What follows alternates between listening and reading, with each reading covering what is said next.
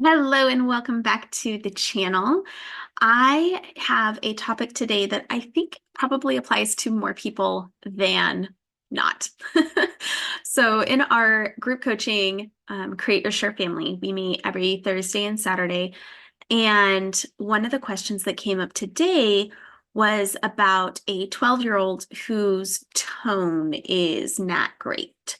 So he's snippy, he's kind of lashing out at siblings, and mom's been able to identify that there's some stress going on, and basically was just like, okay, but like, how do I make it stop? Which is a fair question. So, a couple of things that we need to know background wise. One, every single human, when under stress, is going to suffer in their language center of their brain. Depending on the amount of stress, that could include your tone slipping. It could include not being able to articulate yourself very clearly. It could include going completely mute. And for neurodiverse children, this can happen faster than you might realize.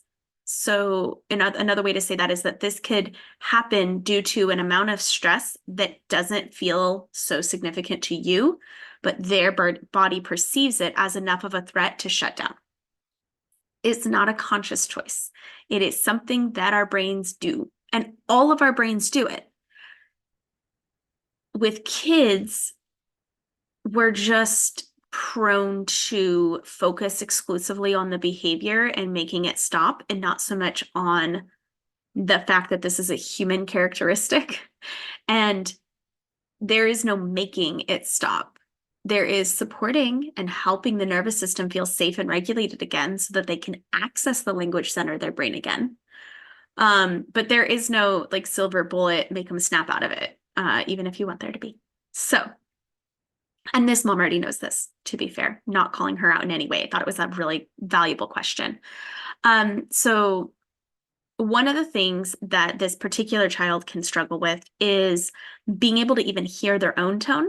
And this came up earlier in the week with a different client, with a neurodiverse 14-year-old who has some specific challenges in his background that make this even more prevalent for him. And it's highlighted in this family because he's very sensitive to other people's tones. So it doesn't feel fair. It's like, how are you telling me that my tone is angry when you are giving me death stares and growling? Like this isn't fair. Which I totally get. I get the feeling of like, that's not fair. Also, it's completely different thing. So we have neuroception. Our brain scans the environment to try to detect threats. And our neuroception can get set off by lots of things, including tone. Because when you're talking to somebody, their tone certainly impacts what level of threat they are to you. If your body is very sensitive to threat detection, either because that's just how you are, because you have trauma in your past, because this particular situation already has you on edge, so you're just perceiving everything at a higher level, you're going to pick up on people's tones. Even subtle changes, even like slight annoyance can suddenly feel like, oh crap, I'm not safe. That's not the same thing as hearing your own tone. And part of that is because a lot of our tone is automatic. It's not a conscious choice to shift our tone into angry, frustrated, irritated, whatever. It just is kind of what happens when our body is more tense, right? And tone regulation is one of the functions of executive functioning skills that are not fully developed until 26 in a neurotypical brain, maybe 25, maybe 28, depends on the source, and even longer in a neurodiverse brain, a neurodivergent brain, particularly ADHD. So we start trying to correct kids' tone often really, really young. Like, to don't you talk to me like that. You can't say that to me. And we get offended. We have this like visceral reaction to our little baby's tones, like our toddler. Part of that is just how we were raised. That's what somebody said to us, so that's what we say to them. And part of that is that neuroception. It's perceived as a threat. And so with a kid that young, really there's not a whole lot of control they're going to have even on their best, most regulated days. You can repeat what they said in the tone that you want to hear, and that will be enough. Get me water. Ooh, you're really thirsty. Water, please, mama. Sure, I'll get you water, babe. Like all at the same time. You're not holding it there going, you better say it nicely or I'm not getting it for you, because it's just adding more stress to a little person who would not have used that tone if they weren't already stressed, right? Very, very little kids will kind of be terrible at their own body cues, regardless of any other particular neurodivergence. ADHD children really can struggle, and autistic kids actually can really struggle with interoception, being able to tell what is happening inside of their body and translate that into their needs. That is a very, very hard thing. And so they won't know they're thirsty until their body can get loud enough inside to go, you're gonna die if you don't get water. So that tone that's coming out of them sounds like they are so pissed. And it's because their body's been telling them and nudging them and telling them and nudging them and telling them and nudging them, and they have not been registering it until that big, like, right now kind of thing happens. We're just seeing that. It's just being demonstrated. It's not at us. We are just the only source they have to get that need met.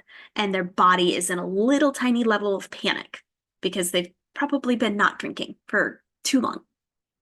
So when they're little, I just rephrase it the way that I want them to hear and I want them to model, and I just model it.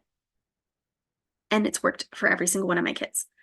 Once they're after the age of 7, and certainly could be younger, but after 7, they have much more self-control, much more capability of taking in information and then applying it to future events. That crossover starts to happen around 4.5, 5, but it like finishes after 7. So anytime in there, you read your kid, right? You're like, okay, I think this is more habit than actual panic right now. So I'm going to say, hey, I'd really love it if you could say that a little kinder as an experiment to see if they're regulated enough, they will very easily say back to you, can I have water, please? And it'll be fine. If they're very dysregulated and they don't have access to that kind of control, they will not. They're like, ah! Whatever their thing is. And you're like, okay, you're too upset right now. I'm not going to push this issue with an already dysregulated human. It's not the time. And we worry, like, but what if we don't do it now, then when will we? Their entire life. Every time that you speak kindly to them, that is starting to teach their brain how to communicate when they are regulated, when they do feel calm. When you're dysregulated, how do you speak anyway? Right? Most of us feel, I watched a comedy little thing, like a reel or whatever, and the guy, it was so kind of jarring to me personally, which doesn't make it a bad joke. People can make jokes about whatever. But he said that it's really hard to be a dad because he's trying to teach his daughter that she has to listen to him, but also like how to be treated by a partner.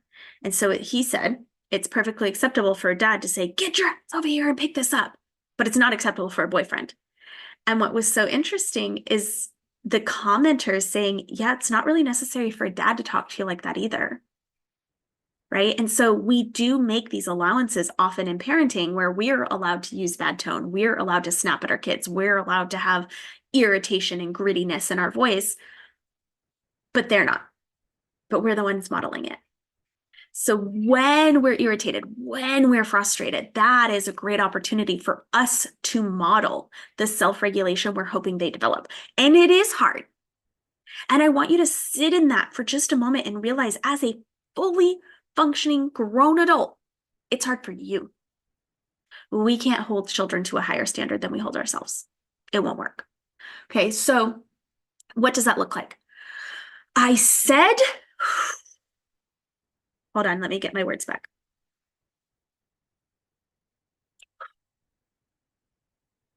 I'm feeling frustrated because I've asked this 3 times and it's still not done. So I need to take a break. I need to take a deep breath. And then I want us to come together and really focus on what needs to be done next. Okay? And take your break, regulate, go get a sip of really cold water, chew on a piece of ice, maybe not chew. It's not good for your teeth. I love chewing on ice. So sue me. Whatever it is that you need to do. Okay? And you come back and you're like, okay, focus on me for a second. Some kids will make eye contact, some kids won't. But however you attention grab, don't just talk into the ether. Touch their shoulder, touch their cheek, whatever you do with your kid to make sure, like, we're good. We're right here. We're with each other. Okay? Now, all of these Lego pieces need to go in the Lego bin. Okay? Is there anything preventing you from doing that? Today it was, it didn't totally make sense to me. It was something along the lines of like, I don't know how to build it, and these pieces have fallen off. So my solution was, okay, put those pieces in a Ziploc baggie. We'll worry about it later. Right now, they just need to be up because we need a vacuum. That worked. Handed him a bag. He put them in there, put them in the bin. Easy peasy, right? But that probably should have been how I had the conversation in the first place. So this parental like owning here. We own our own part. We shouldn't be just hollering directions across the house. We need to be in that connected space and explaining what needs to happen, making sure there's no blocks to communication, making sure they understand, making sure they've got a plan and everything's going to be fine. That part really should happen first. And it doesn't. We're busy. Sometimes it happens first, but a lot of times it doesn't. So if we notice it doesn't, rather than getting all angry and starting to shout and blaming, right? You never and you always, we can go, okay, how can I do this better? How can I do this different? How can I calm myself down? Whatever stories are playing in my head, how can I own them, rewrite them? And that demonstrates to our children how to do the same thing. Okay. So back to the children in this story, the particular one that initiated this video. With his permission, mom has recorded him before using this tone. And they can see recordings of their tone and they still don't hear it. They don't hear that it sounds, right? So one option was to record him in both settings, where he's using a really harsh tone and where he's talking calmly, and let him hear them side by side. Sometimes that can help. Some of them are just word switches. So if you're saying a lot of you never do this, or you always do this, you're going to have a worse tone. Shifting it to an I is going to soften your tone. I need, I want, I'm noticing, I see, it's just going to have a softer tone. You initiates blame. I initiates you being in your role and having your part and communicating your side. And teaching that to our kids is really valuable. Questions instead of demands, instead of pick that up. Would you be able to pick that up? And it's weird because here, the nuance of parenting. There is a rule that you never ask a question if the answer is not no. There's also a rule that certain types will respond better to a softer approach than others. And you have to know when to use which one, right? There are things that are absolutely non-negotiable. But with the family routine, with kids knowing what to expect, there can be room for a would you be able to that is less triggering to kids, less demanding of kids, especially PDA kids. And then they are able to say yes in an easier way. And I learned this from a PDA adult. So you get to decide how you apply that in your home. But for your child, talking to their siblings, nobody likes to be screamed at. Nobody likes to be demanded of. So teaching them, would you be able to, can help soften their tone without them having to try to focus on their tone, which is clearly out of their control right now. stating what the problem is and looking for solutions. It's a little more abstract, but it is how you can approach it. Hey, what's going on? What's the problem here? Let's solve the problem together. That's going to help people's tones regulate. And the last one I told her was to ask the child what their goal is. So when my kid's tone is like outrageous, particularly with his siblings, I'm like, what are you hoping happens right there? Like, what's your goal? What are you wanting? And often it's something like, well, I want him to give me a turn. Okay, cool. You want a turn. He's using it. You're getting frustrated. Fair enough. And for your goal to be the most likely to be achieved, I want to help you to phrase that a little bit differently. I want to give you the tools to get what you want and need in a way that's most likely to elicit cooperation from other people. And when I'm, side by side, arm in arm with this child and helping them get what they need, they're a lot more receptive to what I have to say.